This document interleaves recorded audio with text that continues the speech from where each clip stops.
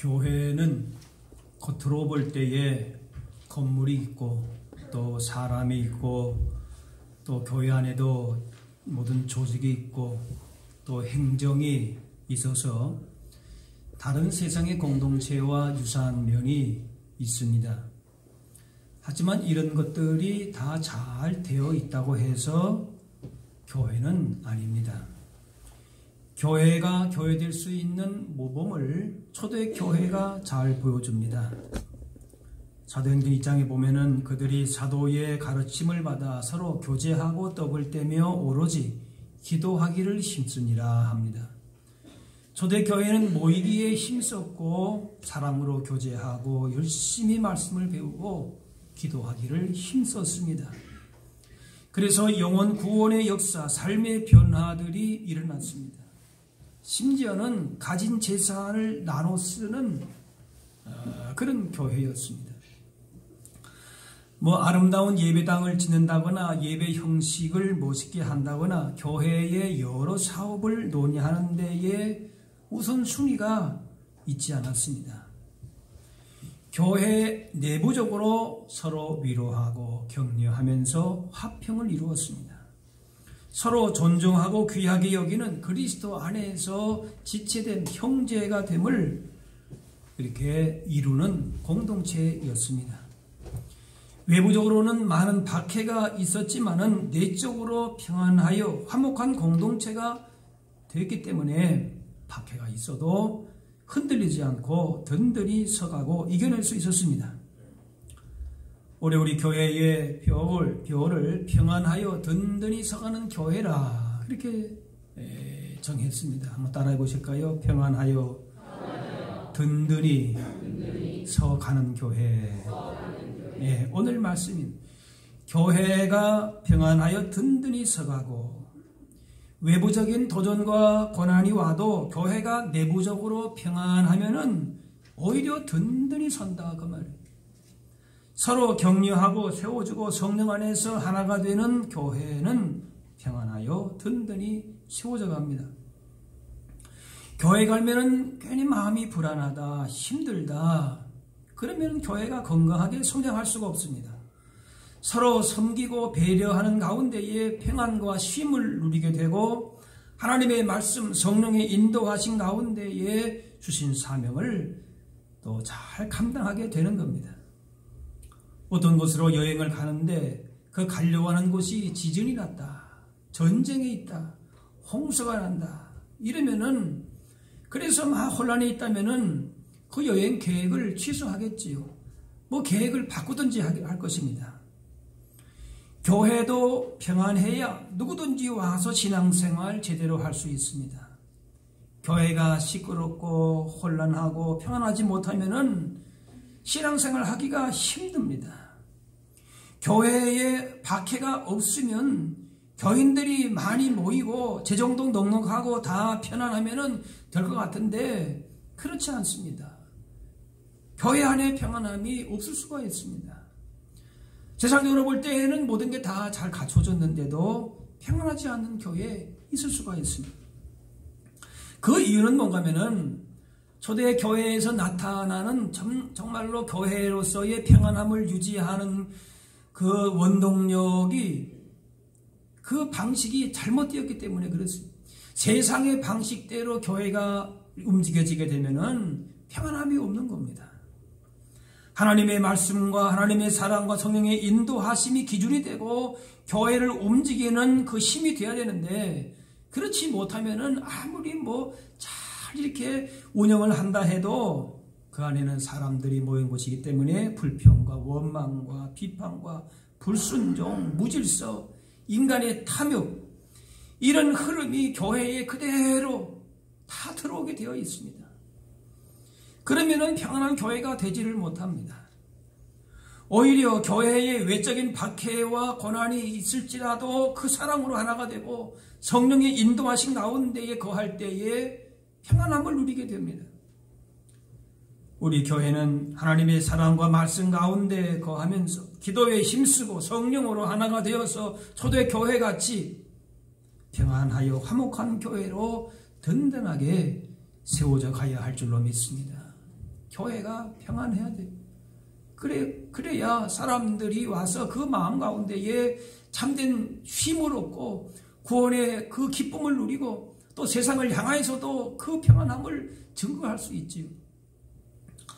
오늘 본문에 그리하여라고 시작을 하는데 바로 앞서서 일어난 사건 때문에 교회가 평안하여 든든히 서갔다. 그렇게 되는 겁니다. 그런 앞서서 그런 여러 가지 상황들이 있었음에도 불구하고 혹은 그런 이유가 있었는데 이렇게 평안하다라고 하는 거예요. 본문 앞의 상황이 뭔가 하면은 사도들이 옥에 갇혔다가 채찍을 맞고서야 풀려납니다. 또 스데반 집사님은 돌에 맞아서 순교합니다. 예루살렘에 대대적인 핍박이 있어서 사도들 몇 명 외에는 다 이렇게 흩어질 수밖에 없었습니다. 또 바울이 되기 전에 사울이라고 하는 이름을 가진 그 사울은 회심을 하긴 했지만 아직 교회 안에서 인정받기가 어려운 그런 상황입니다. 그런데 그 다음에 나오는 내용이 뭔가 하면은 교회가 평안하여 든든히 서가고 주를 경외함과 성령의 위로로 진행할 수가 더 많아졌다는 것입니다. 이런 앞에서의 상황 때문에 그리했기 때문에 이랬다라고 하는 건데 그 상황에서 무슨 평안함이 있습니까? 무슨 든든함이 있겠습니까? 외적으로 볼 때에는 교회가 평안하여 든든히 서갈 만한 조건이 아닙니다. 그냥 흔들리고 깨지고 두렵고 그냥 그 상태에서 점점점 약해져야만 되는 것이지. 그런데 그렇지 않았어요. 교회가 든든히 세워질 외적인 아무 조건이 없다는 사실이 그것이 오히려 중요한 조건이 되는 겁니다. 외적인 조건이 없으면은 내적인 것에서 조건이 있다는 겁니다. 뭔가 이유가 있는 것이죠. 평안하여서 성장하는 교회, 부흥하는 교회에는 그 이유가 있다는 것이죠.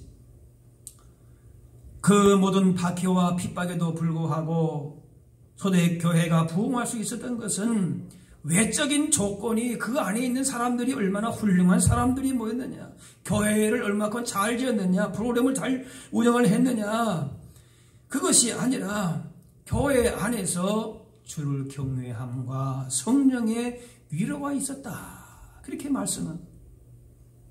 교회는 다양한 사람들이 모입니다. 세상의 기준으로 볼 때에는 하나 되기가 참 어려운 공동체입니다. 남녀노소 다양한 그야말로 교회만큼 다양한 분들이 모인 것도 없지요. 하지만 평안하여서 화목의 공동체를 이룰 수 있는 것은 외적인 그런 요인이 아니라 오늘 말씀대로 성령님의 역사인 것입니다. 에스겔 말씀에 내가 그들에게 한 마음을 주고 그 속에 새 영을 주며 그 몸에서 돌 같은 마음을 제거하고 살처럼 부드러운 마음을 주어 내 윤리를 따르고 내 규례를 지켜 행하게 하리니 그랬습니다. 교회는 성령의 인도하신 성령의 위로하신 가운데 진행할 때에 우리의 마음 안에 있는 돌 같은 마음이 제하여지고 부드러운 마음이 되고 그래서 평안하여서 화목한 공동체를 이룰 수 있는 것. 사람들만의 외부적인 조건으로만 다 이렇게 앉혀놓으면은 그저 충돌하고 시끄러울 수밖에 없는 것이죠. 그래서 교회가 교회 될 수 있는 것은 외적인 환경이 있는 것이 아니라 그 교회에 하나님을 경외함과 성령의 위로가 있느냐고 하는 것에서 결정이 되는 것입니다. 이런 일이 일어나니까 교회의 부흥도 일어나고 핍박 가운데서도 평안함을 얻게 됩니다. 교회가 평안한 것은 외부적인 핍박이 없어서가 아니라 복음의 능력과 성령의 역사 가운데에 평안함을 유지하게 됩니다. 다양한 악기들이 있는데 저마다 자기 소리를 다 냅니다. 그러면은 그 소리가 굉장히 시끄러운 소리가 됩니다. 그러나 앞에서 지휘자가 그 때와 템포와 여러 가지 높낮이를 잘 조절을 해서 움직일 때에 아름다운 곡의 연주가 되듯이 교회는 따라합시다. 성령님의 인도하심을 따라야 합니다. 그저 나는 내 목소리, 피아노 소리만, 나팔 소리만 그냥 크게 내겠다 하고 그냥 소리를 질러대면은 그게 아무리 많은 악기가 와도 노래를 해도 연주를 해도 시끄러운 것밖에 안 되는. 성령님의 인도하시는 대로 움직일 때에 아름다운 평안의 공동체가 됩니다. 성령의 인도하심이 없었다면 초대 교회는 그저 유대교의 한 분파로 남았을 겁니다. 그러나 성령님이 역사하니까 그 초대교회 사람들 마음 가운데에 그들이 여전히 가지고 있었던 유대교의 편견과 배타주의와 독선과 교만과 인간의 모든 욕심들을 다 녹이게 되는 것입니다. 교회가 성령님의 인도하심을 구하지 않고 세상의 방식대로만 운영이 된다면은 교회 안에 서로 다른 생각, 다양한 모습 가운데에 그대로 갈등하고 충돌을 피할 길이 없는 것입니다. 그렇게 교회가 진행이 되면 결국에는 원망과 불평과 불순종과 탐욕과 이런 것들이 지배하게 되면서 성령의 역사하심을 방해하게 되고 결국 그 교회는 세상의 조직만 남게 되는 겁니다. 세상에 그런 조직은 얼마나 많아요. 다른 데 가도 우리 나 알아주고 또 내가 얼마든지 이렇게 존중을 받고 그런 조직은 많지 않습니까? 그런데 교회는 그런 것이 아니거든요. 교회는 성령의 역사하시는 공동체가 되어야 되는 것입니다. 초대교회에 외부적인 많은 박해와 핍박이 있었고 내부적으로서는 이단과 거짓 선자들의 도전이 많았지만은 평안하여 화목한 공동체를 이룰 수 있는 것은 훌륭한 조직이 있고 대단한 사람들이 모여서가 아니라 성령님의 역사인 것입니다. 교회가 오랜 세월 동안의 온갖 고난과 역경 속에서도 세상에 능력 있게 복음을 전하고 평안한 공동체를 이룰 수 있는 힘은 성령의 위로하심, 성령의 힘입니다. 이런 성령님의 역사 가운데에 교회가 평안하여 든든하게 서 있는 데 있어서 본이 되는 인물을 본문 앞에서 소개를 합니다. 그러니까 교회가 평안하고 성장하고 부흥하는 그 이후의 원동력에 대해서는 앞에서 이미 사실은 설명을 다 했죠. 그걸 우리가 다 읽을 수는 없어서 아닌 거지만은 평안하여서 든든하게 서가는 교회는 성령의 위로로 진행된다 오늘 말씀하는데 바로 그 위로자라고 하는 별칭이 있는 바나바가 소개가 됩니다.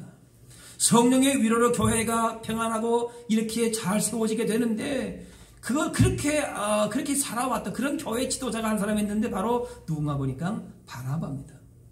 그 요셉이라고 하는 별칭이 바나바인데 그 이름의 의미가 권위자, 위로하는 사람이다 라고 하는 거예요. 바나바는 성령의 역사하신 가운데에 사랑과 섬김과 희생의 본을 보여준 사람입니다. 성령의 위로하심을 바나바는 그 이름대로 실천함으로 교회를 평안하게 한 사람입니다. 초대교회 기독교 역사에서 가장 큰 영향력을 끼친 사람을 들려면은 사실은 바나바보다는 우리가 누굴 듭니까? 바울을 들지요. 네, 바울이 참 기독교 역사에 있어서 굉장히 대단한 역할을 했습니다. 그런데 이 바울을 쓰임받게 한 사람이 바로 누군가 하면은 바나바예요. 사울이 회심할 당시에 아무도 사울을 믿어주려고 하질 않았습니다. 왜? 그 사울은 예수 믿는 사람을 잡아 죽이던 사람입니다. 근데 그 사람이 다메섹 도상에서 예수님 만나고 나서 그렇게 회심하고 했지만은 그를 믿어주는 사람이 없는 거예요. 교회에 말하자면은 요즘 말하면 교역자로 선교사로 써주는 교회가 없는 거예요. 믿어주질 않는 거. 저 사람 언제 또 변해서 우리 오히려 잡아주는 거 아니야? 간첩 같은 사람 아닌가? 그렇게 의심했던 겁니다. 그런데 이렇게 그런 상황 가운데에서 누가 이 사람을 보증했는가? 바나바가 보증을 한 겁니다. 사울의 회심을 의심하면서 불안해하던 사람들에게 사울을 소개하고 화해자의 역할을 감당했습니다. 이런 바나바 같은 성령의 위로를 전하고 화해의 역할을 했던 바나바 같은 사람을 통하여서 교회가 평안하여 든든히 서갔다 그런 말씀입니다. 또 바나바는 어떻게 보면 안디옥 교회의 1인자의 위치에 있었습니다. 주도적인 교회의 그 역할을 했습니다. 그런데 어떻게 보게 되면 이 바울에게 자기의 자리를 내준 거나 마찬가지입니다. 쉽지 않은 일입니다. 하지만 바나바는 바울이 교회의 큰 지도자로 부상하는 모습을 보면서 자신의 자리를 기꺼이 내어줄 준비가 되어 있던 사람입니다. 이처럼 자신을 낮추고 희생할 때에 평안한 교회를 이루게 됩니다. 저마다 자기 소리를 내고 자기 좋은 대로만 행동하게 되면 교회가 평안할 수가 없습니다.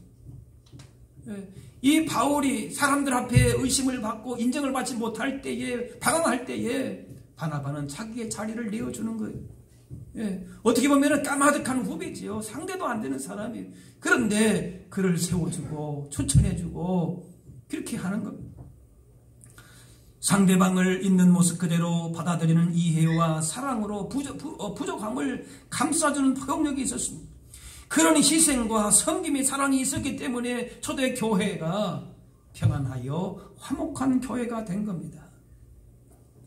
바나바처럼 자신을 낮추고 섬김과 희생으로 공동체를 세워가는 사람으로 살아갈 때에 교회는 평안하게 세워질 것이고 주를 경외함과 성령의 위로 가운데에 그래서 믿는 자의 수가 더 많아질 것이다 라고 하는 것입니다. 인도의 간디는 민족 지도자고 사상가고 또 기독교와도 많은 인연을 맺고 있습니다. 그런데 그는 정작 기독교인이 아니었다고 합니다. 성경도 읽고 때론 기도도 하고 또 그리스도의 정신을 따르려는 사람이면서도 교회에 출석하지를 않았습니다. 많은 사람이 물어봅니다. 당신의 행위나 사상 모든 면에서 예수님 따르고 있는 것 같은데 왜 교회는 나가지 않습니까? 왜 그리스도인 되지 않습니까? 간디는 그때마다 같은 말로 대답했습니다. 예수님은 좋으나 교회는 싫습니다. 그가 어느 주일에 교회에 갔다가 문 밖에 쫓겨났습니다. 유색 인종이었기 때문에 그렇습니다. 그가 나갔던 교회는 백인 교회였는데 그 교회에서 피부 색깔이 다르다고 해서 쫓겨났을 때에 그렇게 생각을 했습니다. 뭡니까? 예수는 좋으나 교회는 싫다. 정말 예수님을 높이고 사랑하는 교회 사람들이라면 그 어떤 누구라도 교회 안에 공동체 안에 들어올 수 있어야 합니다. 내 마음에 만든 사람만, 내 귀에 내 손안에 있는 사람만 평안함을 유지할 수가 없는 것입니다. 교회가 세상 사람들에게 이렇게 거부감을 줘서는 안 되고 평안하고 누가 올지라도 받아주고 용납하고 세워줄 수 있는 그런 교회의 모습을 보일 수 있어야 하는 겁니다. 성령의 위로를 실천하는 바나바처럼 서로를 있는 모습 그대로 인정해주고 단점들을 감싸줌으로써 평안의 공동체를 이루게 되는 것입니다. 교회가 평안하고 화목해야 누구든지 교회에 들어와서 제대로 신앙생활을 할 수가 있습니다. 교회가 늘 시끄럽고 분열하고 차별하고 화목하지 못하고 그저 뭘 한마디 하면 그것 가지고 그냥 수군대고 그 소리가 그냥 또 뻥튀기가 되고 그 안에서 신앙생활을 하기가 어려운 것입니다. 평안하지 못하면 신앙생활을 하기가 어려운 것입니다. 이런 사실을 마귀는 잘 알고 있기 때문에 어떻게 하든지 간에 미혹해서 교회를 흔들어서 평안하지 못하게 하고 시끄럽게 만들려고 합니다. 그렇게 하면은 예수 믿는 사람이 적어지게 되고 하나님 나라의 확장을 방해하는 것이 되고 마귀의 악한 괴계에 넘어가게 되는 것이 됩니다. 나도 모르는 사이에 악한 마귀에 그렇게 코끌리며 살아가는 것이 되는 것입니다. 에베소 4장에 모든 겸손과 온유로 하고 오래 참음으로 사랑 가운데서 서로 용납하고 따라합시다. 평안에 매는 줄로 성령이 하나 되게 하신 것을 힘써 지키라. 교회 안에 서로의 다른 모습이 있다 할지라도 교회 안에 얼마나 다양한 분들이 모입니까? 성격이나 모습이나 신앙의 정도나 너무너무 많이 차이가 나요. 그러나 이런 모습이 있어도 뭐라고 말합니까? 사랑 가운데에서 서로 용납하는 것이 아름다운 교회의 모습이다. 그래야 교회가 평안하고 청정하고 부흥한다 그 말. 그래서 성령이 하나 되게 하신 것을 힘써 지키라 그 말이에요. 성령의 위로가 성령께서 하시고자 하시는 하나 되게 하시고 위로하게 하시고 용납하게 하시는 사랑 가운데 하나가 되게 하시는 것을 힘써서 지키라 말씀합니다. 우리 교회는 특별히 올 한 해에 평안하여 든든히 서가는 교회가 되어야 할 줄로 믿습니다. 누구든지 이해하고 주님의 사랑으로 받아주면서 믿음으로 세워주는 교회가 되어야 될 것입니다. 교회가 문제가 없는 것이 아닙니다. 교회가 왜 이러나? 교회가 그럴 수도 있어요. 왜? 여러 다양한 분들이 모인 곳이기 때문에 그럴 수 있습니다. 그러나 그런 가운데에서도 화평을 위해서 노력하고 힘써야 되는 것입니다. 성령님을 전적으로 의지하면서 주신 은혜 가운데에 평안한 교회를 위해서 내가 맡은 책임을 다하면은 하나님께서 교회를 평안케 하시고 부흥케 하시는 것입니다. 교회가 성령의 위로 안에서 평안하고 견고하고 또 주의 사역을 열심히 해나가게 진행할 때에 부흥과 성장이 이루어지게 됩니다. 교회의 숫자를 목표로 세우지 않더라도 교회가 평안하고 견고함으로 진행하게 되면 수가 많아질 것입니다. 그것은 하나님의 백성이 많아진다는 것이고 하나님의 나라가 더 넓어진다는 것입니다. 교회 안에서 시끄럽고 요란하고 교회면 불안하고 이렇게 장난을 치는 악한 마귀의 그런 시험에 넘어지는 성도가 없이 벌써 내 마음 가운데 그런 마음이 있다. 분리하고 분열하고 다투고 갈등하고 그런 거예요. 이 벌써 사탄의 내 마음을 흔드는 교회를 흔드는 것이. 그런 것이 없이 모이기를 힘쓰고 서로를 위해서 기도하고 말씀을 사모하고 주님의 사랑으로 교제하는 복음 전하는 교회, 평안한 교회가 되게 하는 그 원동력이 동기들이 많이 있는데도 불구하고 잘못된 것을 택한다. 그것은 우리가 내가 정말 어떤 교회를 원하고 있는가 분명히 답이 나오지 않겠습니까? 한쪽이 다른 쪽을 점령하려고 하면은 그들보다 힘이 커야 합니다. 힘이 있는 자가 강자의 논리가 세상을 지배합니다. 초대교회 당시에도 모든 나라를 점령한 로마 제국이 그렇게 힘을 가지고 그 당시 다 지배했습니다. 이런 세상의 법칙이 하나님 나라에도 적용이 된다면 하나님의 나라는 사라져야 할 것입니다. 그러나 점점 더 왕성해져 갔습니다. 세상을 움직이는 힘이 이 세상에 있는 것이 아니라 하나님께 있다는 겁니다. 그러므로 교회는 물질이나 사람이나 조직이나 프로그램이 아닙니다. 하나님을 경외하고 복음의 능력과 성령의 역사, 위로하심을 따라서 하나가 되므로 교회가 평안하고 든든하게 세워지면서 주신 사명을 감당하게 되는 겁니다. 교회가 평안하고 든든히 서야 될 것이고 또 뿐만 아니라 그런 가운데에 진행한다. 성령의 위로로 진행한다. 그 말씀이 나옵니다. 그러니까 이 땅 가운데 주신 그 사명을 감당하면서 힘차게 진행해 가야 된다. 그 말이에요. 교회가 내적으로 평안하고 견고하고 안정된 성장을 이루었을 때에 그것으로서만 그치면 되는 것이 아니에요. 그냥 우리끼리만 좋으면 되는 것이 아니라 그 말이에요. 그것이 먼저 중요하지만은 하나님 나라 확장하는 사역이 교회를 통해서 계속해서 진행되어야 된다. 그 말씀. 초대교회는 박해 속에서도 움츠러들지 않을 뿐 아니라 평안하고 견고히 서 있는 채 안주하지 않았고 계속해서 사역을 확대하면서 복음을 증거했습니다. 박해가 일어나니까 사마리아와 로마까지 흩어져서 복음을 전했습니다. 박해 받으니까 사명 중지하라 그것이 아니라 더욱더 하나님 나라를 확장시켜 나갔습니다.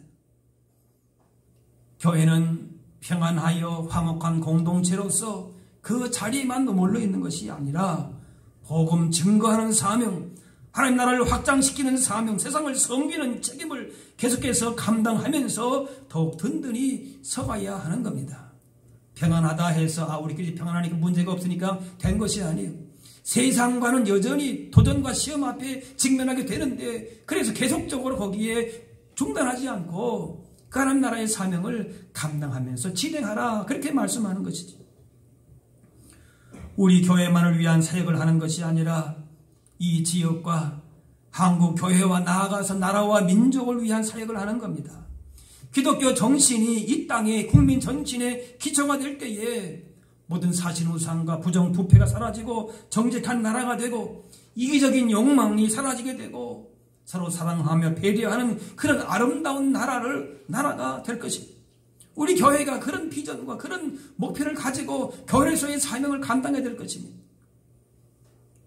초대교회는 인적인 물적인 자원도 많지 못했고 박해받고 환경이 열악하고 어려웠지만은 하나님 경외하고 복음의 능력을 의지하면서 성령의 위로 가운데에 세임을 얻고서 최선을 다해서 복음 전하고 다른 사람 돕는 일을 했습니다. 그래서 교회 안에 누구든지 들어오게 되면은 그 사람을 용납하고 성령의 위로로 위로하고 세워주고, 그래서 평안한 교회가 되고 세상을 향하여서도 이 평안함을 증거하고 하나님 나라를 이뤄갈 수 있는 사명을 감당한 교회가 되었습니다. 평안하여 든든히 서감으로 진행하는 교회. 그래서 하나님 주시는 모든 복과 은혜를 우리가 누릴 뿐만이 아니라 주신 사명을 세상 가운데서도 능히 잘 감당함으로 말미암아 우리 교회가 올 한 해 더욱 특별히 평안하여서 주신 사명을 진실하게 감당함으로 주님 앞에 영광 돌리고 하나님 나라를 확장하는 데에 쓰임받는 주의 남녀 종들 다 되실 수 있기를 주의 이름으로 축원합니다. 기도하겠습니다.